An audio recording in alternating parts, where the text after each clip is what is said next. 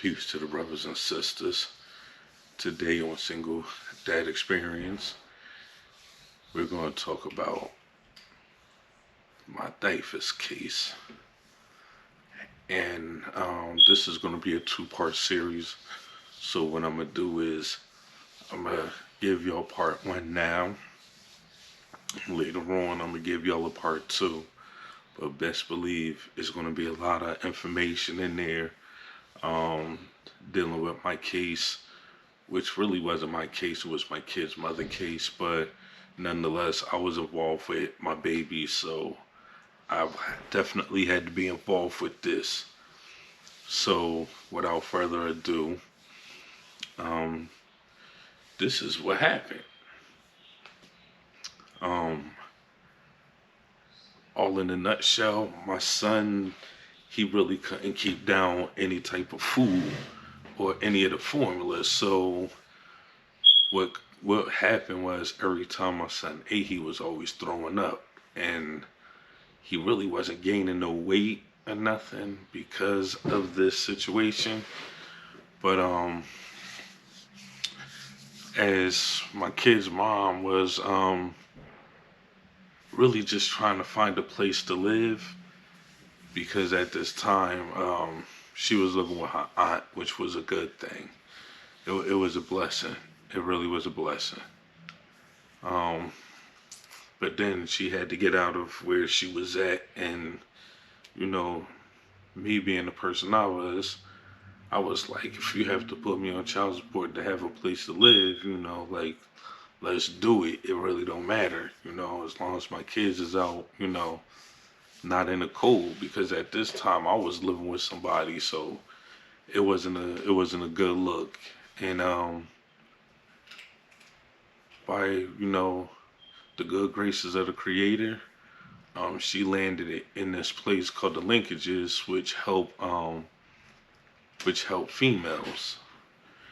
And what happened was she had a parent mentor that didn't love you too, bro. That didn't like me, and she called the state. They came, they got the babies, and um, it was a horrific situation to go through, because I never went through nothing like that, and to see somebody come and take your kids is a painful experience, especially when you can't really do nothing to stop them. That really hit home. That hit home a lot. So of course we had to go to court, and the court process is probably the most draining process out the whole thing, because it's days you have to go to court, and sometimes you won't even see the judge, but you'll go and you'll just be sitting there waiting, and they won't say nothing. Sometimes you might not even see a lawyer that day. Sometimes the system mentally drains you, especially when it comes to your children in the system,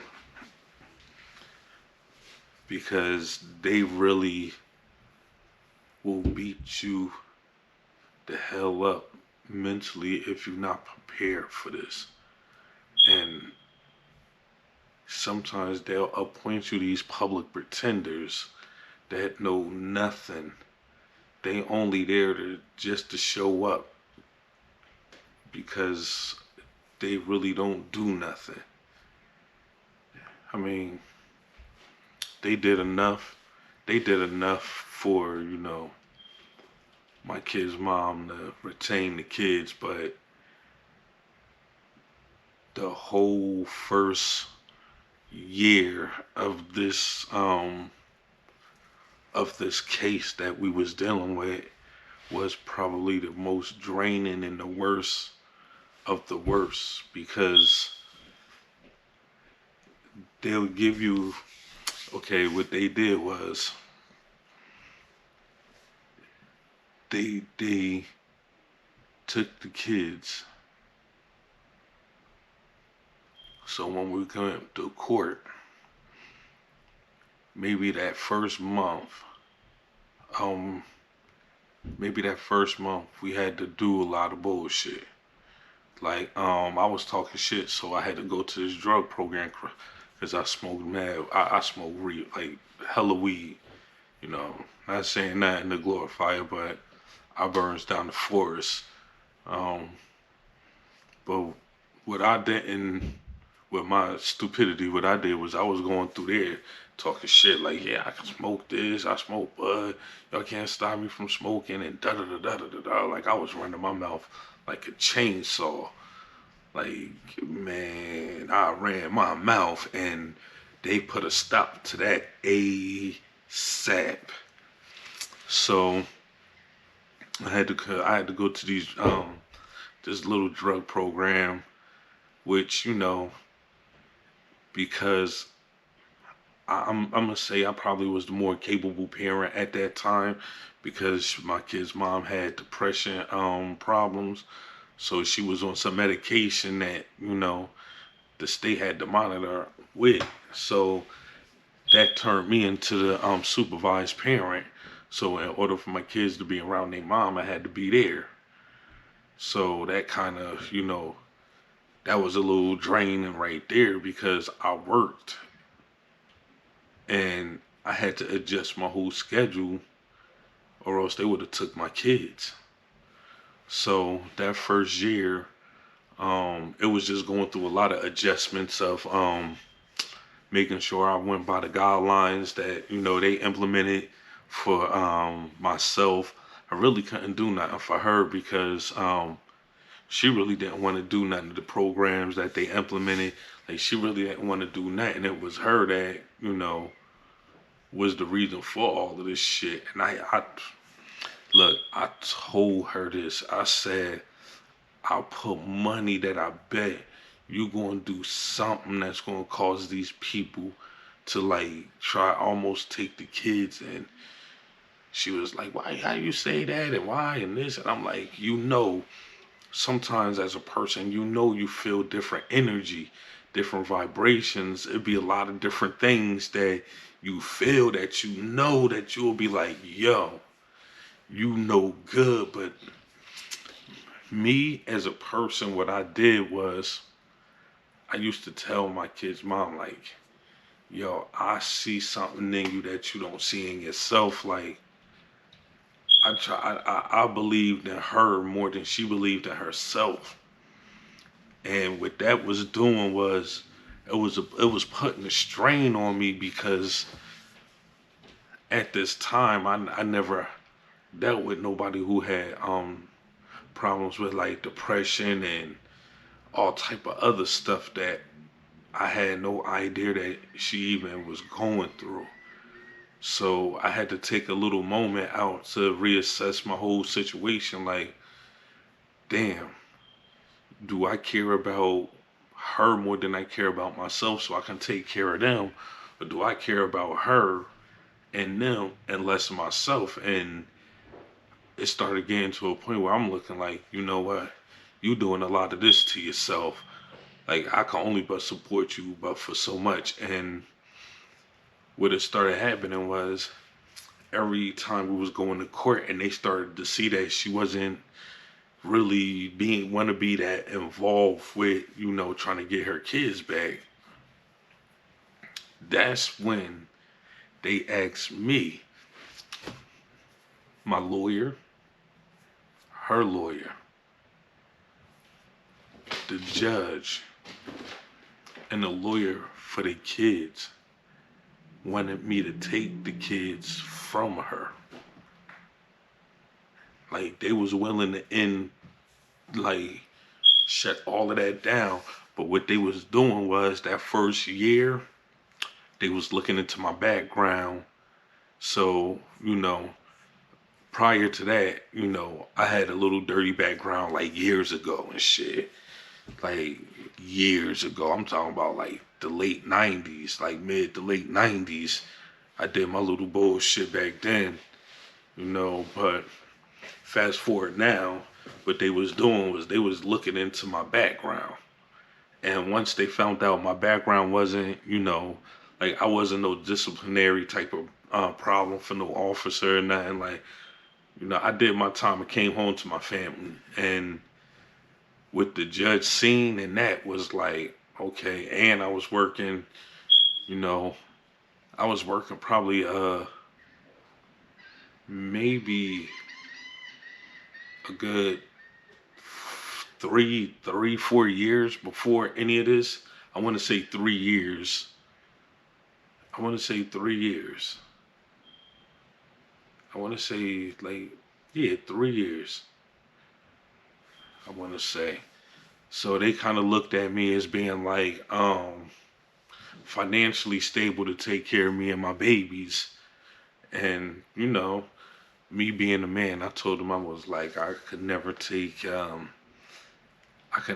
my kids from their mom. And knowing that, she was dealing with depression, that would have just set her right over the edge. And how could I explain that to my children when they get older? Like, mommy taking her life, or she couldn't deal with life because daddy just up and snatched y'all. I can understand some people might look at it and be like, well, you know, they were, you were capable, or, whatever the case may be, whatever y'all opinions are, that's what it is. But at the end of the day, I told them, I said, I want her to mess up. That way, it'll be easy for me to just get them because I'll be around them. They agreed. They didn't push it, no nothing. They let it be.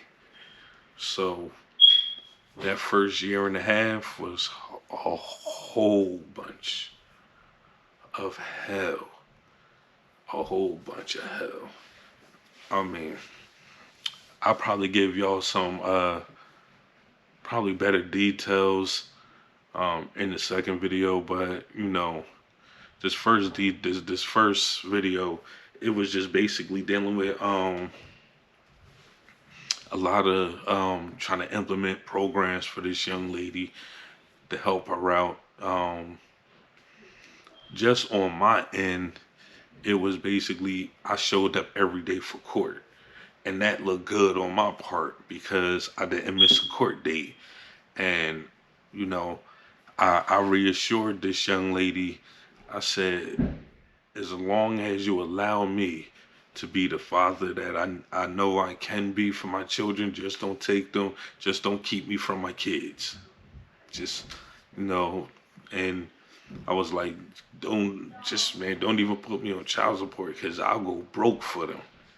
And, you know, I would relate, like, we was good with that. And, you know, it made it a lot easier to deal with this Dyfs case at that time because I didn't have to worry about like child support or nothing hanging over my head where it would stop me from making money for my kids. So we was cool on that, but they definitely wanted me to take them. They definitely wanted me to take them, and I couldn't do that. And it's a blessing because her lawyer, he was on his job. He really was on his job. He got it to where um, we almost was done with the case like the year, like that whole first year and a half. Like I said, it was hell, but like we was almost done with that case 6 months after that. So this would have been 2 years just having this case if she had did everything that she was supposed to do. So going in the middle of the case, now we talking about not just me working, but her working, her finding a job. Then it was from her trying to find a job to, you know, they giving us visitations at the Dyfs building, which was the worst shit in the world. because you go to this place that's already cold, dank, and it just, it's not a good feeling when you go in there and you see your babies, and your baby, they don't recognize your voice no more. They know who you are, but they don't recognize your voice no more. That hurt. And that's what my daughter did. And after that day, after that one visit, I told my kid's mom, I was like, listen, man, I don't care what it is that you got to do to get, to get these motherfuckers off your back. But if I can stop smoking bud, and I told you I'll never stop, not unless I had to. I said, man, I stopped smoking weed for my babies. I said, if I can do that and I can complete this drug program, I said, you could do this motherfucking punk ass program shit that they asking you to do. Because I guarantee you, the next time we come see our kids, they not gonna know who the fuck we even look like. And I don't know if that kicked something in her motherfucking ass, but it jump started something, and she started doing what she had to do. But it definitely bring you to a whole different area in your life. It bring you to a whole different area in your life. And like I said, man, I don't want to wish this on nobody, like, with a system. So I'm gonna end this video right here. Part 2 is coming up soon. So with that being said, if you like the video, hit that thumbs up, comment down below, subscribe. I like to read some of y'all comments, man. Trust me. Much love and respect to all of y'all that's out there, man. Peace.